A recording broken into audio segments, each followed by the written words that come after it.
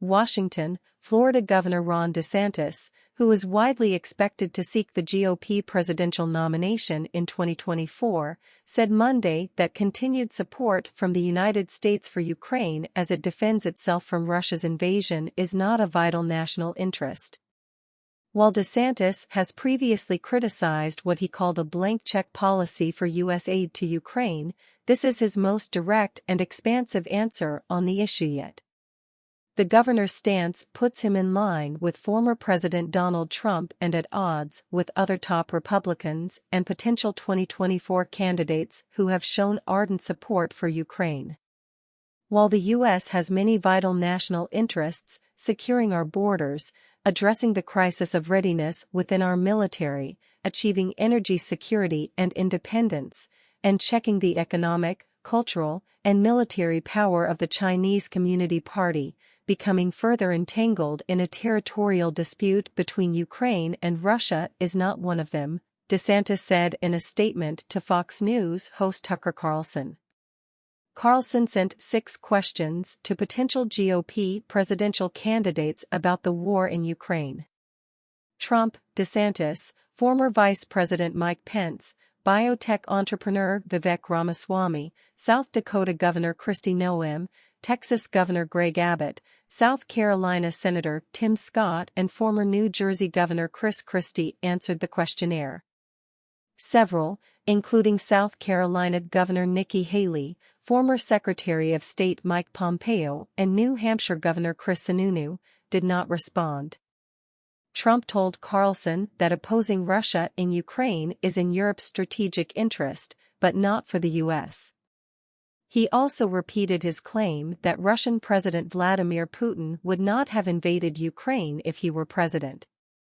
When asked if there's a limit to funding and material he'd send to Ukraine, Trump said it would strongly depend on my meeting with President Putin and Russia.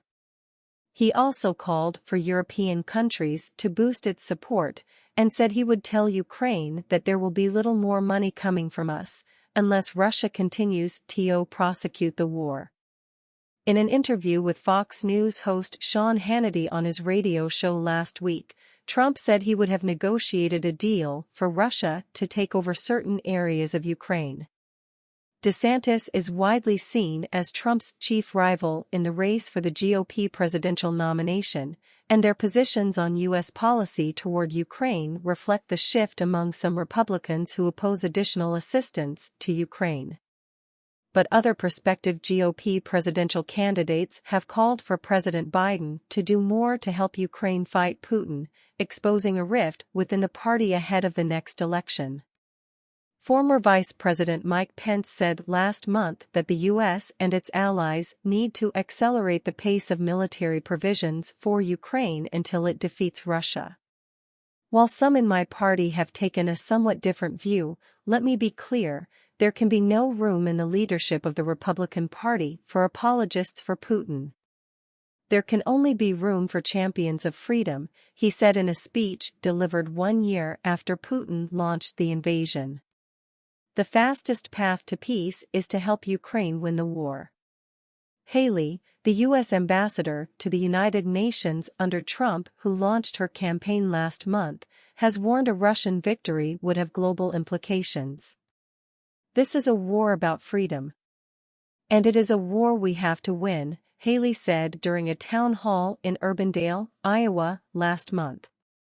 If we lose this fight for freedom, Russia has said Poland and the Baltics are next and then we've got a world war. Scott, who has been visiting early presidential primary states since late February, said degrading the Russian military is in our vital national interest, but added there cannot be a blank check policy for aid. Pence, Haley, and Scott are aligned with other Republican leaders, namely Senate Minority Leader Mitch McConnell. McConnell said last month providing assistance to Ukraine is not an act of charity by the U.S. and NATO allies and urged the Biden administration to act more decisively to make sure assistance to Ukraine take place at the speed of relevance. Senator Marco Rubio, the Florida Republican who campaigned alongside DeSantis during their re-election bids last year, said the U.S. has a national security interest in Ukraine. There are things we can do and should do to further that interest by helping them. It's not an unlimited interest. It's not $60 billion every 6 months, he told radio host Hugh Hewitt. But there are things we can do and should do, and that our partners in Europe should do more of as well, and are doing. And I do think there's some importance to it, and I think those of us who feel that way have an obligation to sort of explain to people how this fits in the broader overall package. Asked about DeSantis' stance, Rubio said, "I don't know what he's trying to do or what the goal is. Obviously, he doesn't deal with foreign policy every day as governor." In his response to Carlson, DeSantis criticized the Biden administration for continuing to provide economic and military assistance to Ukraine, claiming Mr. Biden's commitment to helping Ukraine defend itself distracts from our country's most pressing challenges. "We cannot prioritize intervention in an escalating foreign war over the defense of our own homeland, especially as tens of thousands of Americans are dying every year from narcotics smuggled across our open border and our weapons arsenals critical for our own security are rapidly being depleted," the Florida governor said. While he acknowledged peace should be the objective, DeSantis objected to U.S. assistance that would require American troops on the ground and ruled out providing F-16 fighter jets and long-range missiles. These moves would risk explicitly drawing the United States into the conflict and drawing us closer to a hot war between the world's two largest nuclear powers, he wrote. "That risk is unacceptable." Trump criticized DeSantis' latest comments late Monday night, telling reporters traveling with him after an event in Iowa that the governor is following what I am saying. "It is a flip-flop. He was totally different. Whatever I want, he wants."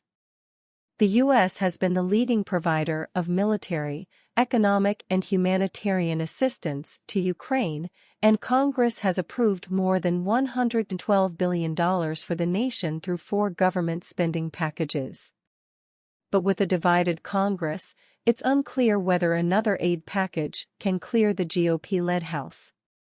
Speaker Kevin McCarthy told Punchbowl News in October that Republicans would not support a blank check for Ukraine if the party won control of the House. I've noticed that 99% of you are not subscribed, so smash the subscribe button and leave a like if you want to see more content like this.